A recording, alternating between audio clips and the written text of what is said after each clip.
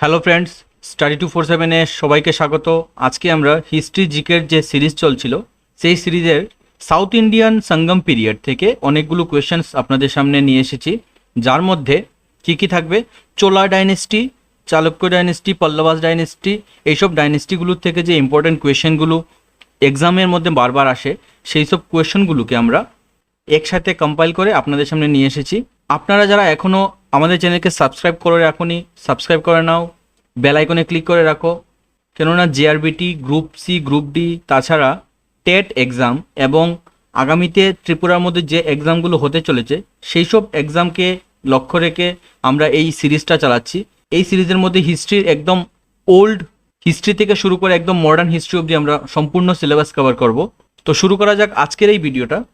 First যে কোয়েশ্চেনটা হচ্ছে সেটা হচ্ছে গিয়ে, in which region the Chola empire was expanded.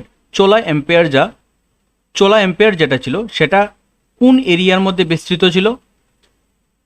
তো সেই এরিয়াটা যদি আমরা ভারতবর্ষের ম্যাপকে লক্ষ্য করি তাহলে দেখব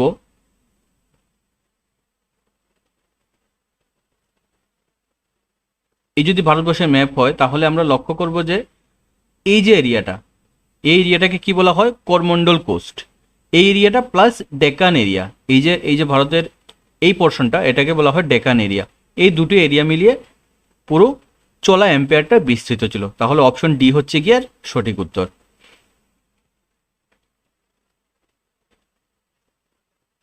নেক্সট কোয়েশ্চেন হচ্ছে গিয়ে, which one of the following temple complexes has a massive statue of Nandi considered two B the biggest in India? কোন টেম্পলের মধ্যে নন্দীর স্ট্যাচুটা, যেটা ম্যাসিভ সবচেয়ে বড় এবং ইন্ডিয়ার মধ্যে সবচেয়ে বিগেস্ট, সেই নন্দীর স্ট্যাচুটা কোন টেম্পলের মধ্যে আছে? সেই টেম্পলটা কোনটা? সেই টেম্পলটি হচ্ছে গিয়ে বৃহদেশ্বরা টেম্পল। অপশন সি হচ্ছে গিয়ে এই কোয়েশ্চেনের সঠিক উত্তর। What was Tribhuvani Swaram in the Chola period? Tribhuvani Swaram যে এইটা চোলা পিরিয়ডের মধ্যে ছিল, এটা কি অ্যাকচুয়ালি? ত্রিভুবনী স্বরাম এটা কি? এটা হচ্ছে গিয়ে কলেজ, ওই সময়ের একটা বিখ্যাত কলেজ হচ্ছে গিয়ে Tribhuvani Swaram. What was the mode of exchange in rural region of the Chola state? Chola স্টেটের মধ্যে ওই সময়ের মোড অফ এক্সচেঞ্জ বা বিনিময় যে ছিল সেই বিনিময়টা কিসের মাধ্যমে হতো? অপশন আছে কাউ, পেডি, গোল্ড অর্নামেন্ট এবং ক্যাশ। তো সেই বিনিময়টা হতো গিয়ে গোল্ড অর্নামেন্টের মাধ্যমে। Which of the following dynasties is not mentioned in Sangam literature? Sangam যে সাহিত্য আছে সেই সঙ্গম সাহিত্যের মধ্যে নিচের কোন ডাইনেস্টির কথা উল্লেখ নেই? এখানে কোন কোন ডাইনেস্টি আছে? চোলা, চেরা, কদম, পান্ডিয়া। তো এখানের মধ্যে অপশন সি যেটা কদম, এই যে ডাইনেস্টির কথা উল্লেখ নেই সঙ্গম লিটারেচারের মধ্যে। Who among the following led the foundation of the Chola empire in the 9th century AD? 9th century AD-তে চোলা এম্পায়ারের ফাউন্ডেশন কার হাত ধরে হয়েছিল? অপশন আছে বিজয়ালা, রাজরাজা চোলা, কৃষ্ণা ওয়ান, পরান্তকা। তো সঠিক উত্তর হচ্ছে কি এটার অপশন এ, বিজয়ালা। বিজয়ালার হাত ধরে চোলা এম্পায়ার 9th century-তে ফরমেশন হয়েছিল। Who among the following Chola ruler is credited to have build a huge artificial lake known as Chola Gangam? Chola এম্পায়ারের সময়ে ওই সময় একজন বিখ্যাত রুলার ছিলেন, তিনি কি করেছিলেন? একটা বিশাল আর্টিফিশিয়াল লেক বানিয়েছিলেন, যার নাম দিয়েছিলেন তিনি চোলা গঙ্গম। তো ওই রাজার নাম কি বা ওই রুলারের কি নাম ছিল? তো ওই রুলার যিনি ছিলেন তিনি হলেন গিয়ে Rajendra. Who was the founder of Gangaikonda Cholapuram? Gangaikonda চোলাপুরমের ফাউন্ডার কে ছিলেন? তিনি হলেন গিয়ে Rajendra one. Who devastated Chola dynasty eventually? Chola যে ডাইনেস্টি বা চোলা সাম্রাজ্য, এই সাম্রাজ্যের পতন কার হাত ধরে হয়েছিল বা কে এই সাম্রাজ্যের পতনের জন্য দায়ী? তিনি হলেন গিয়ে Malik Kafur. Which of the following south Indian state was famous for its naval power? ওই সময়ে মিডিয়েবল পিরিয়ডে সাউথ ইন্ডিয়ার মধ্যে নেভেল পাওয়ারের জন্য বিখ্যাত ছিল একটি ডাইনেস্টি। তো সেই ডাইনেস্টি কোনটি? অপশন আছে পল্লবা, চেরা, চোলা, রাষ্ট্রকূটা। তো সঠিক উত্তরটি হচ্ছে গিয়ে চোলা। এই চোলা এম্পায়ার বা চোলা ডাইনেস্টি কি হয়েছিল? নেভেল পাওয়ারের জন্য খুবই বিখ্যাত ছিল। Brihadeshwara temple of Thanjavur was build during the region of Chola empire? কোন চোলা রাজার রাজত্বকালে বৃহদেশ্বরা টেম্পলের স্থাপনা হয়েছিল? তিনি হলেন গিয়ে রাজেন রাজরাজরা 1। অপশন বি হচ্ছে গিয়ে এই কোয়েশ্চেনের সঠিক উত্তর। The Chola king Rajadhiraja was killed by Chalukya ruler in the battle of. চোলার একজন রাজা রাজধিরাজা যাকে মেরে ফেলেছিলেন কে? চালুক্য রুলার বা চালুক্য ডাইনেস্টির একজন রাজা একটি ব্যাটেলের মধ্যে। ওই ব্যাটেলটার নাম কি? ওই ব্যাটেলটার নাম হচ্ছে গিয়ে মানিমঙ্গলম। এটা খুবই বিখ্যাত ব্যাটেল ওই সময়ের জন্য, মানিমঙ্গলম ব্যাটেলটা। Who among the following was the author of the Tamil Ramayana or Ramavataram. Tamil ভাষায় যে রামায়ণ রচনা হয়েছে সেই তামিল ভাষায় রামায়ণ রচয়িতার নাম কি? সেই রচয়িতার নাম হচ্ছে গিয়ে কাম্বান। উনি তামিল ভাষায় রামায়ণের রচনা করেছেন।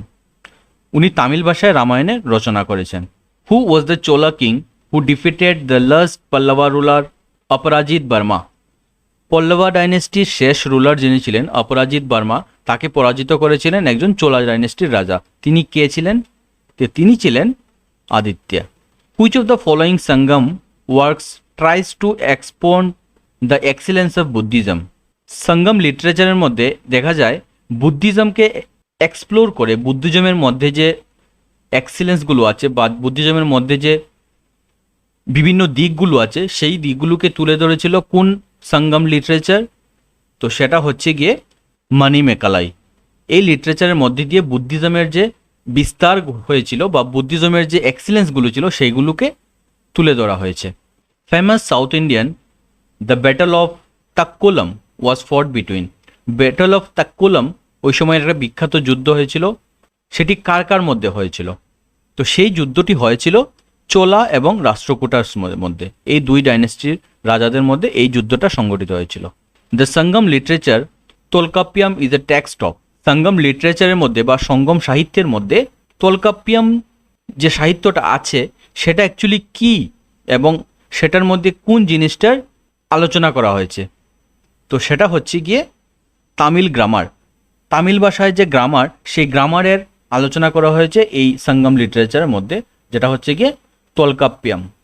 The famous bronze image of Nataraja is a fine example of. ব্রোঞ্জের তৈরি নটরাজার যে ইমেজটা আছে সেটা কিসের উদাহরণ? সেটা কোন আর্ট অ্যান্ড কালচারের উদাহরণ? সেটা হচ্ছে গিয়ে চোলা আর্ট।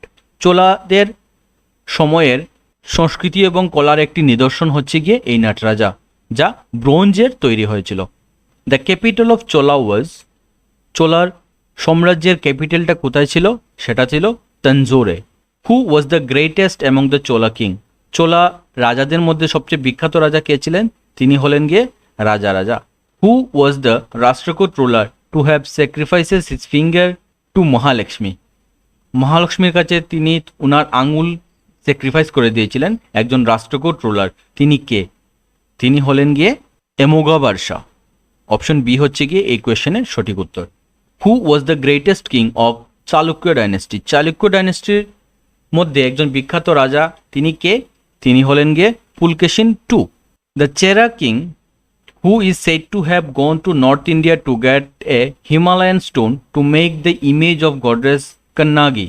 গডরেস কন্নাকির একটা ইমেজ তৈরি করার জন্য হিমালয়ের থেকে স্টোন আনতে গিয়েছিলেন নর্থ ইন্ডিয়া একজন চেরা কিং, চেরা ডাইনেস্টির একজন রাজা। তিনি কে?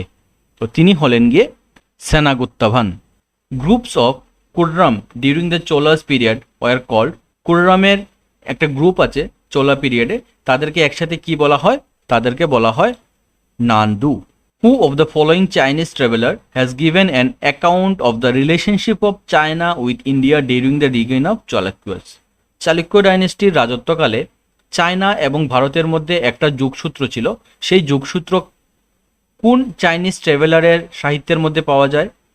তো তিনি হলেন গিয়ে মাটওয়ালিন। মাটওয়ালিনের সাহিত্যের মধ্যে ইন্ডিয়া এবং চায়নার মধ্যে যে যোগসূত্র ছিল চালুক্য রিজিয়নের সময়, তার নিদর্শন পাওয়া যায়। তো আজকের এই চোলা, চালুক্য, পান্ডিয়াস যে সাউথ ইন্ডিয়ান সঙ্গম ডাইনেস্টি যেগুলো ভিন্ন ভিন্ন রাজাদের রাজত্বকাল ছিল সেই সব নিয়ে আমরা আজকে আলোচনা করলাম। এই ভিডিওটা খুবই বেশি ইম্পর্ট্যান্ট। এইসব ডাইনেস্টি থেকে বেশ কয়েকবার কোয়েশ্চেন এসেছে যেগুলো আমাদের জন্য একটু কঠিন হয়ে যায়, তাই আমরা ইম্পর্ট্যান্ট কোয়েশ্চেনগুলো যেগুলো আসার সম্ভাবনা প্রবল সেগুলিকে আমরা আপনাদের সামনে নিয়ে আসলাম। আশা করি ভিডিওটা আপনাদের ভালো লাগবে। তো যারা এখনও সাবস্ক্রাইব করোনি আমাদের চ্যানেলকে সাবস্ক্রাইব করে নাও, এবং যারা সাবস্ক্রাইব করা আছে তারা তাদের বন্ধুর সাথে এই ভিডিওটা শেয়ার করো যারা এই এক্সাম প্রিপেয়ার করছে। তাছাড়া তোমরা একটা অ্যাপ আছে আমাদের, সেই অ্যাপটা হচ্ছে গিয়ে Study247 the live learning app. এই অ্যাপটাও ডাউনলোড করে নিতে পারো। এই অ্যাপের মধ্যে অনেকগুলো ফ্রি মক টেস্ট দেওয়া আছে এলডিসি এক্সামের জন্য, প্লাস বিভিন্ন এক্সামের জন্য স্টাডি মেটেরিয়াল প্রোভাইড করা আছে। সেই স্টাডি মেটেরিয়ালগুলো আপনারা ডাউনলোড করে নিতে পারো। তোমরা ডাউনলোড করে নিতে পারো।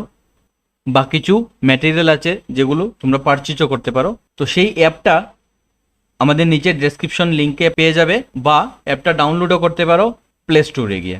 তো আজকের এই ভিডিও এতটুকুই, দেখা হবে পরবর্তী ভিডিওতে। Thanks for watching and best of luck for your exam.